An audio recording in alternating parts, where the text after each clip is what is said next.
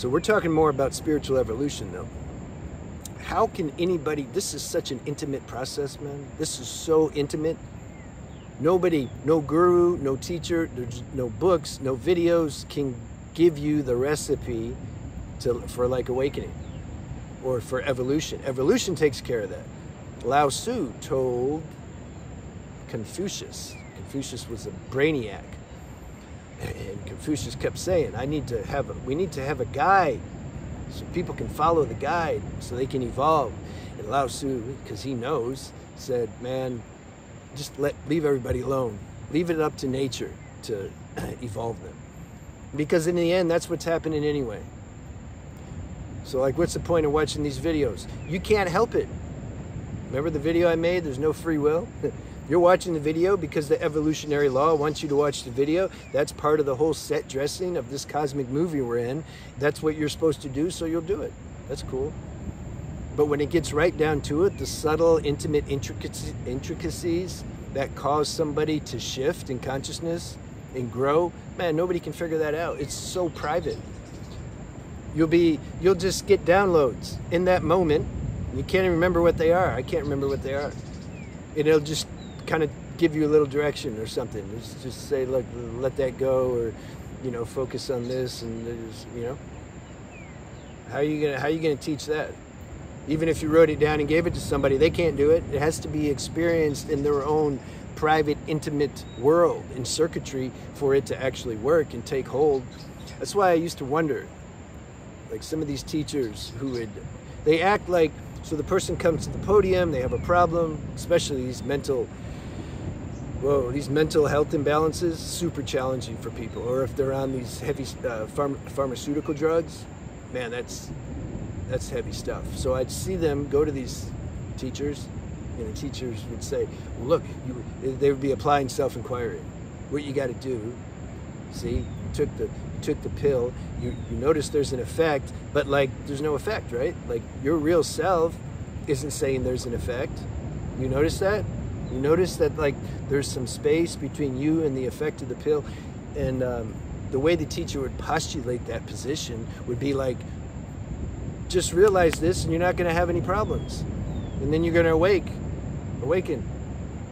And I'm like, don't you know that's impossible? Like how are you going to give those kind of directions to somebody and then have them like, you know, it's like you're reading the directions off a bottle or something. Like this says take the cap off, squeeze the bottle. Okay, you can follow those directions, but you can't follow directions that have to do with spiritual evolution.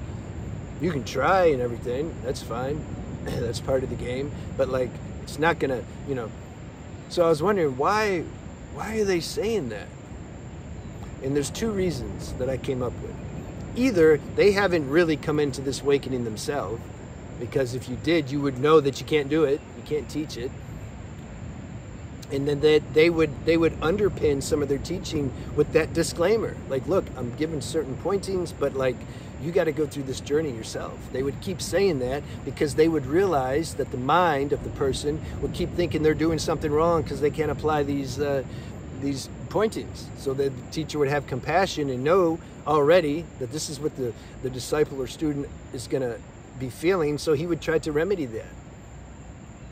So it's either they're not aware of this intricate process in their own self of like waking up on subtle levels, or what was the other one? They just forgot or something. Or what was the other one? Okay, their shift was so sudden, seemingly. If you look at their previous lives, it wasn't sudden. They went through all this too. But on the level of appearance, for this life, they seem to have had a sudden enlightenment. Okay. So there was really no going through the grind and the process and the churning and the alchemy. They just kind of like passed out and woke up like with another level of consciousness.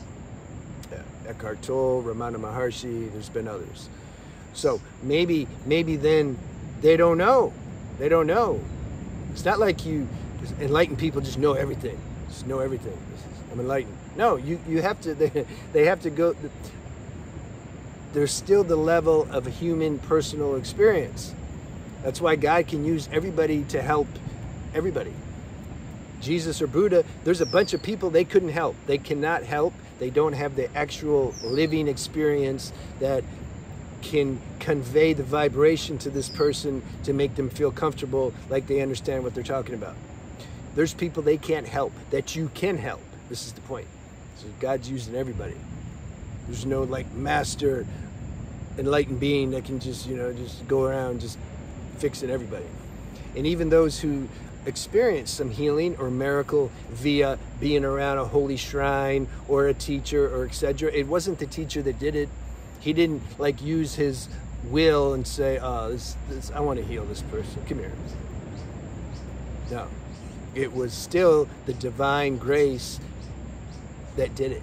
The student was ready to receive, the teacher got the download and the initiative to do it, and then it played out. But it's the cosmic storyteller, screenwriter that's doing all this. It's not the characters. We don't know nothing about anything, right? Isn't that the topic? We don't know nothing. We're doing a satsang. Yeah. Let's talk about that, and then maybe I'll remember what we're saying. We're doing a satsang Sunday, the 24th. I have to say the date now because people, they watch an older video and then it says Sunday. I would say, okay, it's next Sunday, and they just think it's like the next day. It would be Saturday. When they saw it, they're like, oh, here. I'm like, check the website link, and it gives the date, right? So now I'm trying to make it easier, but yeah, I don't know. So it's on the 24th, we'll have a satsang. So we're talking about nobody knows anything about anything, especially spirituality. Nobody can, anything, this is why people like, some people, they like that saying, I think, didn't Socrates say it? Maybe Confucius, I don't remember. It doesn't matter. I know nothing. I know nothing. It's not a ploy that the ego's doing to try to sound humble. No, they realize, like, I don't know anything. What I'm sharing in this moment is what I'm sharing in this moment. Next moment, I don't know. Maybe I'll say I know something. But even that they don't take serious. That's still the play. How can you, life is so spontaneous, it's not fixed on any level, and there's evolution happening at the same time, and there's different audience characters that you're talking to who can only perceive things according to the construct of their level of consciousness. That's why a lot of somebody left a comment. Why do these teachers contradict themselves? If they're both awakened, why does this person say that and this person says that? Yeah, because all those factors. They don't know what they're going to say. If you're really dialed in, you don't know what you're going to say. I never like those YouTube videos where somebody reads a script, like they're talking, but the script's right there and they're like reading it. It looks too robotic, I like to come out here with the title, and sometimes I have bullet points because the life force is like, you need to touch on that. I still forget though sometimes. Most important thing, you just let it. This is meditation. This is meditation. You find something, you don't have to do the stereotypical Vipassana meditation, okay, 8 hours a day, 10 days, I'm just gonna watch my breath. Damn, my back hurts. No, I'll keep meditating, okay. Meditation means there's some emptiness. The mind's not going, but something else is going, is flowing. That reminds me of, what a real good example of meditation is? Notorious Big, remember that rapper? And also the girl. Who's the girl that's really good? I forgot her name. I don't know. She's good. These people, they're like lyrical cosmic geniuses, man. Forget about the judgment, oh, they're talking bad. I don't care about that. Listen to the flow.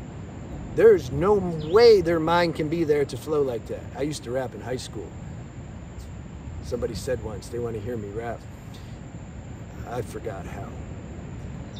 These beings, man, that's meditation. They're in meditation when they're rapping.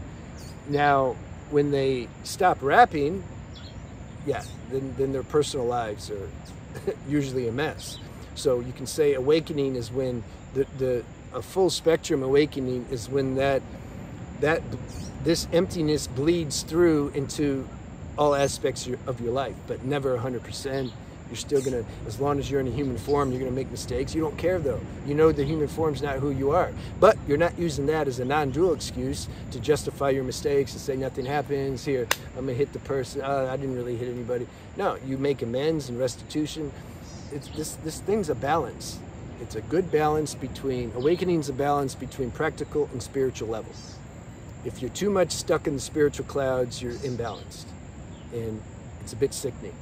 And if you're too much focused and identified with practical level, like, oh, I got to get gains, and I need to, you're obsessed, like, oh, I feel a symptom, oh no, what do I got to do? I got to go to the doctor. You're obsessed with the body. Oh, I need to eat really clean, so then I look good, and then I get the girl, and then I can get the car and the house. That's super obsessed with human level. Actually, I'd rather hang out with them, though, than the ones that are in the spiritual clouds, technically speaking. So it's a balance between both. All right, I hope I did justice to the title. We'll see. I'll see you at Satsang.